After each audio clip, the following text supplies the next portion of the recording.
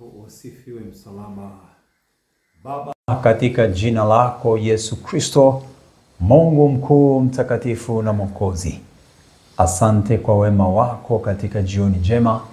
Asante kwa wema wako katika asubuhi njema na mchana mwema na siku iliyo njema, na siku zote na saa zote ni zako. Wewe unayeweka majira na nyakati, mwenye uweza wa kubadili nyakati na majira. Jehova Bwana Mungu, tukushukuru. Asante kwamba uweza wako ubadili nyakati na majira, nawe utenda mambo ya miujiza katika jina la Yesu Kristo. Mapenzi yako tena na yaomba Baba yakatimizwe kwa siku hii na saa hii, katika muda huu, kwa ajili ya neno hili la uzima, katika jina la Yesu Kristo. Uweza wako na nguvu zako na ziwe pamoja nasi tena saa hii na wakati huu mzuri, kwa utukufu wako Mungu Baba mwenye nguvu na mwenye uweza. Asante kwa sababu unatenda yaliyo makuu. Wewe ni mtakatifu, umejaa utukufu na nguvu. Tuvute tena kwako, tunyoshe na mkono wako saa hii kwa jina la Yesu. Mkono wa Bwana ukuguse wewe uliye na hali ya udhaifu, katika hali ya mwili, katika hali ya roho. Bwana akuguse tena saa hii, akuponye. Bwana Yesu akuinue tena, akupe nguvu mpya. Nami Bwana Yesu naomba mtazame huyu aliye katika huzuni na vifungo na taabu, aondolewe katika taabu na vifungo, ajazwe uzima na nguvu. Roho wa neema awe juu yake, awe pamoja naye. Wewe uliye na huzuni, faraja ya Bwana na upate changamko kwa jina la Yesu sasa. Na Yesu wa Nazareti ayainue maisha yako, ayajalie nguvu na uwezo katika jina la Yesu Kristo. Mwokozi Yesu anakupenda, anaweza kukuponya. Asante Yesu kwamba unaweza kumponya kabisa, unaweza kuyainua maisha yake na kuyajenga tena. Asante kwa sababu umejaa faraja Mungu wetu na uweza na nguvu. Watazame watoto wako walio katika huzuni mbalimbali na taabu, katika jina la Yesu Kristo na kwa damu ya Yesu. Mungu mwenye uweza, Mungu mwenye nguvu, neno lako likawe baraka na uponyaji, likawe ni nguvu katikati yetu, ndani ya kila mmoja sahi, katika jina la Yesu Kristo. Sante Roho Mtakatifu, funulia watu wako, wabariki kila mmoja aliye katika hali ngumu kimaisha, kiroho. Baba, naomba lete ndani yake faraja, hekima, maarifa, tumaini, imani. Ruhusu aone kwamba unampenda, kwamba unaweza yote. Ruhusu sasa afunuliwe, macho yake apate kuona sawa sawa na mapenzi yako.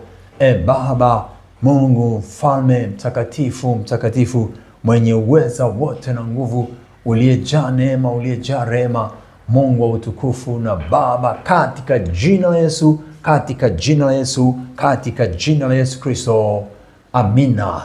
Yesu ni mweza na mwema. Karibu sana jioni hii tupate neno la Mungu, na nisome neno la Mungu katika kitabu kile cha Daniel, sura ni ile ya pili. Nitaanzia mstari wa 46, lakini nitasoma tena mstari ule wa 21, wa 31, mstari wa 31 pale nitasoma mpaka ule wa 35. Acha ni anze na ule wa 31, alafu nitaenda wa 46 mpaka pale inakoishia mpaka 49. Neno la Mungu nasema hivi: wewe mfalme, uliona na tazama sanamu kubwa sana. Sanamu hii ilikuwa kubwa sana, na mwangaza wake mwingi sana ulisimama mbele yako, na umbo lake lilikuwa lenye kutisha. Na sanamu hii kichwa chake kilikuwa ni cha dhahabu safi, kifua chake na mikono yake ni ya fedha, tumbo lake na viuno vyake ni vya shaba, miguu yake ni ya chuma, na nyayo za miguu yake nusu ya chuma na nusu ya udongo. Nawe ukatazama hata jiwe likachongwa bila kazi ya mikono, na jiwe hilo likaipiga sanamu miguu yake iliyokuwa ya chuma na udongo, likaivunja vipande vipande. Ndipo kile chuma na ule udongo na ile shaba na ile fedha na ile dhahabu vilivunjwa vipande vipande pamoja na vipande vipande pamoja, vikawa kama makapi ya vinywaji ya viwanja vya kupepetea wakati wa hari. Upepo ukavipeperusha hata pasionekane mahali pake, na lile jiwe lililoipiga hiyo sanamu likawa mlima mkubwa, likaijaza dunia yote. Na lile jiwe lililoipiga ile sanamu likawa jiwe kubwa, likawa mlima mkubwa, likaijaza dunia yote. Haleluya! Ushindi wetu. Mstari 46. Ndipo Nebukadreza mfalme akaanguka kifudifudi, akamsujudia Daniel, akatoa amri wamtolee Daniel sadaka na uvumba. Mfalme akajibu akamwambia Daniel, hakika Mungu wenu ndiye Mungu wa miungu na Bwana wa wafalme, awezaye kufumbua siri. Kwa kuwa wewe uliweza kuifumbua siri hii, basi mfalme akamtukuza Daniel, akampa zawadi kubwa nyingi sana, akamfanya kuwa mkubwa juu ya uliwali wote wa Babel, na kuwa liwali mkuu juu ya wote wenye hekima wa Babel. Tena Daniel akamwomba mfalme, naye akaweka Shadrach na Meshach na Abednego wawe juu ya mambo yote ya uliwali wa Babel. Lakini huyo Daniel alikuwa akiketi katika lango la mfalme. Amina.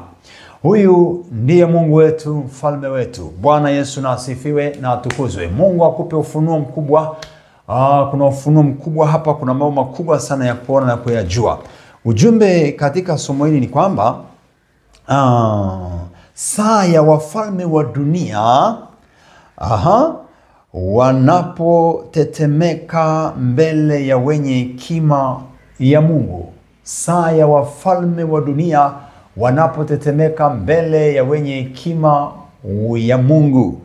Iko saa inafika, mambo yote ya dunia hii, au wote wenye ufalme au wote wasiomtegemea Mungu, wanaotegemea mambo ya dunia, wanaotegemea mamlaka za kidunia, wanaotegemea wachawi na waganga, mambo yatakwisha. Huyu ni mfalme ambaye alikuwa anategemea vitu vingine. Alikuwa na Mungu wa kweli, alikuwa anategemea miungu. Alikuwa hana Mungu ambaye anaweza kumsaidia, Mungu aliyeweka mbingu na nchi. Na akapata ndoto. Nebukadreza huyo akapata ndoto ambayo ilimtesa, ilimsumbua. Na hata akawaambia wale ambao walikuwa wanawategemea, mkishindwa kutafsiri mtachinjwa, mtauliwa na nyumba zenu zitakuwa jaa. Ukisoma hii sura ya Daniel, sura ya 2, hata ukienda kwenye sura ile ya 4 pia kuna mambo yanayofanana na haya hapa. Na akataka mtu wa kumtafsiria, akakosa, wakashindwa. Daniel na wenzake wacha Mungu, wenye hekima ya Mungu, walio watoto wa Mungu, ndipo wanapata ufunuo wa kimungu, alafu tafsiri inatoka. Wakapata ufunuo wa kimbingu, tafsiri inatoka, wanamtafsiria mfalme maana ya ndoto ambayo aliona. Kwamba mfalme aliona sanamu kubwa, sanamu iliyochanganyikana. Kuna upande wa chuma, kuna upande wa udongo, kichwa, kuna dhahabu na vitu vingi alivyovieleza hapa ambavyo aliviona. Na anampa kumtafsiria. Na alafu sanamu lenyewe hili kubwa, ambalo ni kubwa la kutisha, Biblia inasema la kutisha, likapigwa na jiwe. Tena anasema jiwe dogo, likapigwa kwa jiwe. Ndipo kile chuma na ule udongo na ile shaba na ile fedha na ile dhahabu vilivunjwa vipande vipande pamoja, vikawa kama makapi ya viwanja vya kupepetea. wa hari, upepo ukavipeperusha. Na lile jiwe lililoipiga hiyo sanamu likawa mlima. Lile jiwe likawa mlima. Lile jiwe likawa mlima. Haleluya sana milele. Tuna tafsiri kubwa hapa, tuna ufunuo mkubwa tunaopata hapa. Tayari tunapata habari ya jiwe kula pembeni ambalo liliwekwa. Jiwe kula pembeni ambalo ile tunasema ni Yesu mwenyewe. Lakini kwanza hapa tuone habari njema kabisa kwamba huyu ni mfalme, mtawala wa kidunia ambaye alikuwa anaona kina Shadrach, Meshach, Daniel, alikuwa anaona tu watu wa kawaida. Yeye ndio mtawala na mmiliki, wako chini yake. Na inawezekana kwa wakati mwingine hakuthamini kila alichokuwa nacho. Inawezekana hakuthamini yale ufunuo na mahubiri ambayo pengine huyu Daniel alikuwa akihubiri, au Mungu wa Daniel ambaye ndiye muumba yote na anayeweka tawala na mamlaka na vitu vyote, hawakutetemeka mbele zake, hawakuheshimu, hawakutii. Na ndipo sasa inafika mambo yamekwama. Mambo yamekwama, saa ikafika mambo yafanyaje? Yamekwama. Kwa hiyo kuna saa mambo yatakwama, kuna wakati yatagonga ukuta, pamoja na fedha, pamoja na mamlaka, pamoja na utawala, pamoja na kiburi, pamoja na nguvu, pamoja na umiliki na utawala wao wote. Mambo yanaweza yakafika mwisho, yakafika mahali yakagota, kila kitu kikawa kiendi. Ona hapa huyu mfalme anafika mahali amegota, anateseka, anahitaji msaada, na msaada pekee anauona haupo kwa majeshi, haupo pengine, haupo kwa wanasayansi aliowategemea, haupo kwa wachawi na waganga, kwa miungu aliotegemea. Msaada pekee ukaja kupatikana kwa mmoja mwenye hekima ya kimbingu, mmoja aliye na Mungu ndani yake, mmoja aliye na nguvu za Mungu, mmoja anayemwabudu Mungu wa kweli. Haleluya, haleluya. Kwa hiyo kafika mahali akakutana na ambaye anamtafsiria, anamweleza mambo yaliyoonyeshwa, yaliyopo, yanayokuja na yatakayokuja. Haleluya. Daniel akamfunulia. Kwa hiyo hii inafundisha hapa na hapa, watawala, watu wenye madaraka na mamlaka, watu walio na nguvu na kiburi na jeuri, pengine watu wasiotii, wasiotetemeka mbele za watumishi wa Bwana, wasiotetemeka na kile Mungu anachokiachilia kupitia watumishi wake duniani hapa, wajue kwamba saa inaweza ikafika ambayo wataanza kutetemeka. Hapa anasema ndipo Nebukadreza, mstari ule wa 46, ndipo Nebukadreza mfalme akaanguka kifudifudi, akamsujudia Daniel. Angalia jambo hili, akamsujudia Daniel. Yaani kama vile Daniel ameshakuwa Mungu sasa. Kwa hiyo nataka nikwambie iko saa inafika, wewe unayemwamini Yesu na unayesimamia haki na kweli na utakatifu, umekaa ndani ya utakatifu, na kwamba kuna watu wanakubeza, wanakukejeli, wanakutukana, wamekudharau, umenyimwa haki zako, hawakuoni kama wa thamani. Sikiliza, jiwe dogo lilipiga sanamu ikavunjika vipande ikaisha, na ile jiwe likawa kubwa, mlima mkubwa, likawa kubwa, dunia yote ikakubali. Likawa mlima mkubwa, likaijaza dunia yote. Amesema hapo katika Danieli sura ya 2. Likawa mlima mkubwa, likaijaza dunia yote. Likawa kubwa, likawa mlima, likaijaza dunia yote. Kwa hiyo wenye kidogo, ambao wanaonekana ni watu wadogo, dhaifu, watu ambao si kitu, hao mbele za Bwana ni kitu sana. Hao mbele za Bwana Mungu anatazama kama jiwe kubwa, kama mlima mkubwa. Na Yesu anasema tukiwa na imani kiasi cha punje ya haradali, tutaihamisha milima, itakwenda kutupwa mbali. Maana yake kile kidogo tulicho nacho, tuendelee kuwa nacho sana ile imani, na wakati uliopewa tuendelee kusimama imara, tukijua kwamba Mungu wetu aweza kufanya mambo makuu sana, mambo ya ajabu sana, mambo makubwa yaliyojaa utukufu na nguvu. Anasema Danieli huyu akasujudiwa na mfalme, mtawala wa kidunia, mmiliki, ni mtu mwenye jeshi, ni mtu mwenye mamlaka kubwa. Akasujudu mbele ya kijana huyu mdogo, akasujudu, akainua na mikono. Sasa wanakubali kwamba hakika Mungu wenu Danieli, yeye ndiye Mungu, yeye ndiye Bwana, yeye ndiye mfalme, hapana mwingine. Wakakubali. Nataka nikwambie iko saa inafika, wanaodharauliwa, walio na Yesu ndani yao, ambapo wamepuzwa na kukanyagwa, iko saa ya ambayo wale wenye mamlaka, wale ambao walidharau, wale waliopuza utumishi, unabii, ujumbe wa Mungu unaoachiliwa kwa manabii, ujumbe wa Mungu ulioachiliwa kwa watumishi ili wawafikishie watu, saa inakuja, saa ipo. Watasujudu mbele yako, watapiga magoti mbele yako, watasema Yesu wako ni hakika, watasema Yesu wako ndio, watasema Yesu wako ndiye, hakuna mwingine, watasema Mungu wetu ndiye Mungu wa kusujudiwa, Mungu anayeabudiwa na hawa jamaa, huyu Yesu ndani yao, huyu Yesu ndiye Yesu anayestahili, ndiye Mungu anayestahili, ndiye anayestahili kusujudiwa, kuabudiwa. Itafika saa katika jina la Yesu. Nami nasema ifike saa sasa waseme hakika Mungu wa hawa Yesu aliye ndani yao ndiye ambaye anapaswa kusujudiwa, kutolewa sadaka zitolewe, uvumba utolewe, vitu vyote vitolewe, waletewe, vitolewe kwa Yesu, vitolewe kwa Yesu, ibada ifanyike, kwamba kwa Yesu peke yake iko nguvu, iko neema, kwa Yesu peke yake ndipo pa kutazama. Walio na Yesu ni watu wakubwa, ni watu ambao wanapewa uweza mkubwa, wanapewa nafasi kubwa ya kumiliki, ya kutawala. Acha wakudharau, lakini saa inakuja watakapo sujudu na kusema uliye naye ni wa kusujudiwa, ni wa kuabudiwa, ni wa kutetemekewa. Saa inakuja hata walio na mamlaka, hata walio na nguvu za umiliki na vitisho katika dunia watatetemeka. Hawana tena njia, hawana msaada, hawajui wafanye nini, watakimbilia kwako. Tuendelee kujazwa hekima ya Mungu, tuendelee kujazwa ujasiri, tuendelee kujazwa neno, tusimame imara kusema habari za wanazotupa, tuseme na tusiogope.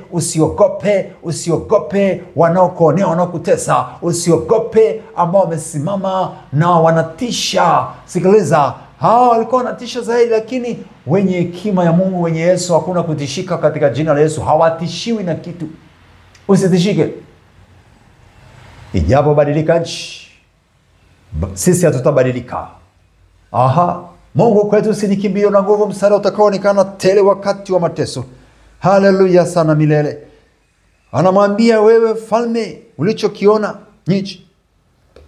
Anaeleza habari zilizopo na jinsi alivyo. Anamwambia zitakuja tawala ambazo nyingine itakuwa ni sawa na chuma, nyingine itakuwa ni sawa na udongo uliochanganyikana na chuma. Ndio ile anaona miguu ya chuma iliyochanganyikana na udongo. Anaona mahali pengine kuna chuma, mahali pengine shaba. Manake kuna nyakati tofauti zitakazokuwa na watu tofauti, lakini Mungu atasimama na kwamba walio na imani au walio na hali ya kuonekana ni wadogo, dhaifu, Mungu atawapa nguvu, watamiliki, watatawala, wataonekana mahali pa juu katika dunia yote. Haleluya.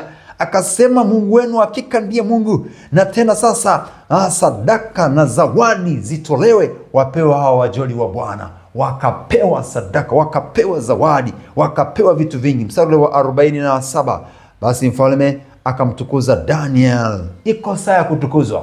Watatukuza, watashangilia kwa Yesu wako, kwa Mungu wako, watamtukuza. Pende wasipende, iko saa inakuja. Acha wafanye watakavyofanya. Saa yaja.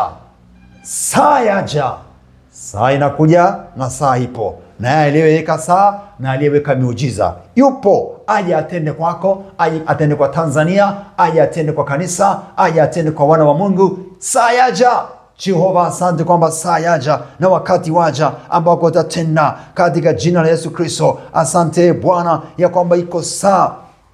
Wale wengine watatetemeka, watasema hakika Mungu wetu, Yesu wetu ndio Bwana, kama inavyosema neno lako katika Daniel sura ya 2. Bwana Mungu wetu na Baba yetu, asante ya kwamba wakati upo na saa ipo, ambapo wale waliotuona kwa kutudharau na kutupuuza, wale waliopuuzwa na kudharauliwa, wale waliopuuza kanisa na kulikanyaga, malango ya kuzimu hayatalishinda kanisa. Wale wanaokuamini Bwana, ambao wametishwa na kuumizwa, wamejeruhiwa na kuzuiliwa, wale wanaokuamini wewe Bwana, saa yaja hao walio na mamlaka na nguvu watatetemeka kama alivyotetemeka huyu mfalme, huyu mtawala wa kidunia. Bwana, tupe nguvu na ulinzi na hekima ya kimbingu, ili tuweze kujua namna ya kusema, namna ya kujibu, namna ya kusimama, namna ya kuenenda, katika jina la Yesu wa Nazareti aliye hai. Baba, naomba mjaze na mtu huyo ambaye anasikia sasa, katika jina la Yesu. Pewa hekima ya kimbingu, pewa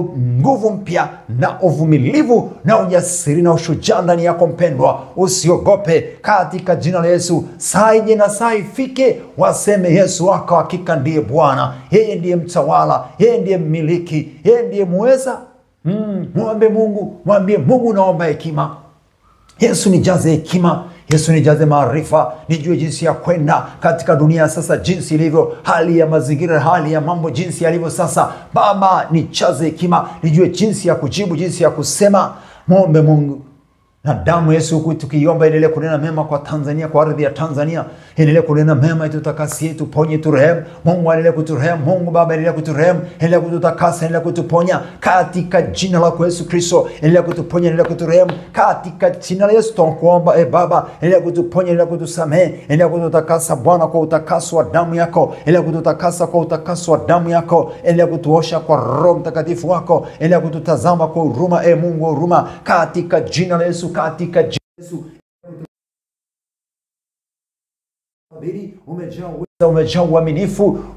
Bwana wa majeshi ndilo jina lako. Bwana wa utukufu, Mungu wa milele, katika jina la Yesu Kristo, katika jina la Yesu. Asante Baba, kwa kuwa iko saa inakuja hata wakatetemeke kwa Mungu wetu, kwa Yesu wetu, katika jina la Yesu Kristo. Naomba mlinde huyu ambaye Bwana amekutana na vitisho na ametendewa mambo ya jeuri na kiburi, mambo ya kuteswa na kudhulumiwa, mambo ya kutishwa, ametishika. Yesu, simama na watoto wako wa kuaminio. Wajalie kujaa hekima, wajalie kujaa maarifa, wajalie uwezo na nguvu, katika jina la Yesu wa Nazareti aliye hai, katika jina la Yesu Kristo wa Nazareti aliye hai, katika jina la Yesu Kristo mfalme mkuu, katika jina la Yesu Kristo mfalme wa falme, Bwana wa majeshi. Uweza ni wako na nguvu ni zako. Yesu, tukuzwe Bwana. Yesu, imidiwe Jehova, katika jina la Yesu. Huyu ambaye ndani yake anaofu na mashaka vikaondoke, katika jina la Yesu wa Nazareti aliye hai.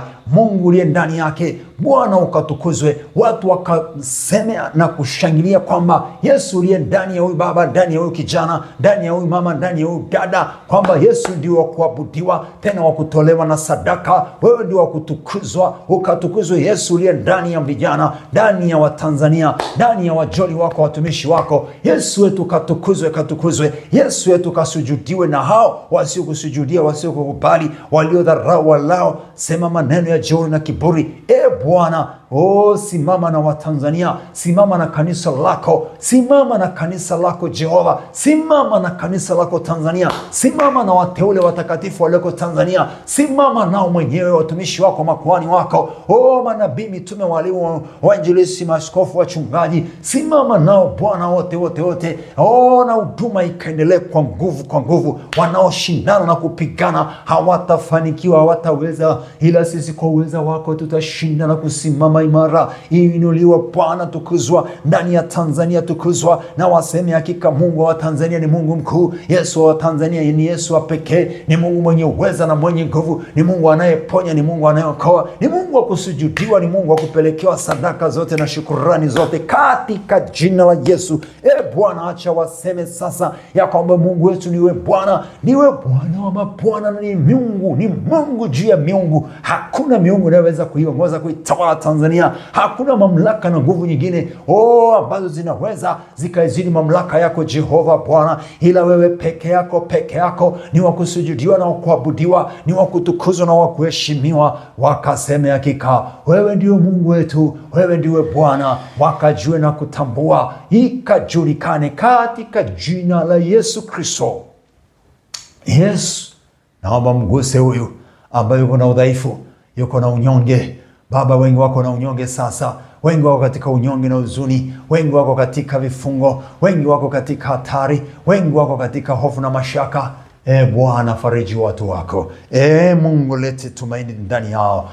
Bwana, simama uwatetee, wapiganie. Bwana, uhimidiwe, uinuliwe, lisifiwe na kutukuzwa sana sana jina lako. Limetenda miujiza na maajabu, limetenda makuu. Mungu mkuu, wewe ni mtakatifu, umejaa utukufu na nguvu, katika jina la Yesu wa Nazareti aliye hai. Simama na watoto wako na kanisa lako Tanzania, simama na vijana wa Tanzania, wape nguvu, waimarishe Bwana. Ufalme wako uendelee kutawala na kumiliki na kutawala, katika jina la Yesu Kristo. Ufalme ni wako, uweza ni wako, utukufu ni wako Bwana. Onekana kwa Watanzania, kwa kanisa Bwana, lirehemu, litakase. Endelea kusema na watumishi, endelea kutupa kuwa wamoja, watumishi wote, madhehebu yote, tuunganishwe kwa kitu kimoja katika ulimwengu wa roho, tukitenda kazi yako kwa umoja pamoja. Yesu, tuvote tuwe na umoja kama walivyosema katika Yohana sura ya 17 mstari wa 20, 21, 22 mpaka 24. Yesu, tukawe na ule umoja ndani yetu, tukashikamane pamoja katika roho moja, kwa nia moja, kuyatenda mapenzi yako, ili ulimwengu ujue, ili kanisa liendelee na watu waokolewe, katika jina la Yesu Kristo. Mungu mwenye nguvu na uweza, Baba, zimimilize nguvu zako na uweza wako, utembee nasi, utembee ndani ya Tanzania, kaskazini, kusini, mashariki, magharibi. Deketere masai koto ya niki yerende masiketeri ya bakoro baba isikere ba ore sikitiki mandadiri kutire basetere. Nguvu zile zinazofuatia, nguvu za mamlaka zinazofuatia, zilizo kinyume na mapenzi yako, Bwana, simama. Ile mamlaka ya kuzimu yenye kumwaga damu isiweze tena, zile nguvu zikashindwa na kudhoofishwa sasa, kwa jina la Yesu, kwa jina la Yesu, kwa jina la Yesu. Ile mipango mibaya, wanyemelezi wanaonyemelea kuangamiza wengine, Bwana, nguvu zako zikaangushe hiyo mipango, isiweze kuendelea, bali mpango mmoja, nguvu zako za kibingu na uweza wako ukaitawale Tanzania yetu, kaitawale taifa letu, katawale malango yetu, katawale Bwana. Damu yako Yesu ikatunene mema kwenye ardhi, kaskazini, kusini, mashariki, magharibi, majumbani, mashambani, barabarani, kila mahali na kwenye anga. Damu ya Yesu Baba, tuomba damu ya Yesu turehemu, tusamehe, tutakase watumishi, kanisa, malango ya Tanzania, tukarehemiwa na kutakaswa kwa hiyo damu yako. Tupe kibali, tuomba, tupe nguvu Baba, tukuzwa ndani ya Tanzania, tukuzwa, imitiwa, ushangiliwa kwa neema yako, katika uwezo wa nguvu zako Mungu wetu, katika jina la Yesu. Mjalie nguvu mpendwa huyu mtoto wako huyu, vike uwezo na nguvu, katika jina la Yesu, katika jina la Yesu. Asante Baba, asante kwa rehema zako zilizo nyingi na fadhili zako zilizo nyingi, katika jina la Yesu. Amen. Ponywa, barikiwa, tiwa nguvu. Niendelee kumwambia Mungu asante kwamba tunaendelea kwa sehemu sasa na huduma hii. Bado mambo mengine hayajakamilika, lakini namshukuru Mungu kwamba ninaendelea na huduma, kwamba hata iacha ikate kabisa. Watu wasipate neno, tunaendelea kupata neno kwa msaada wake na kwa uweza wake. Tuendelee kuombeana, tuendelee kuliweka mbele za Mungu. Asante sana.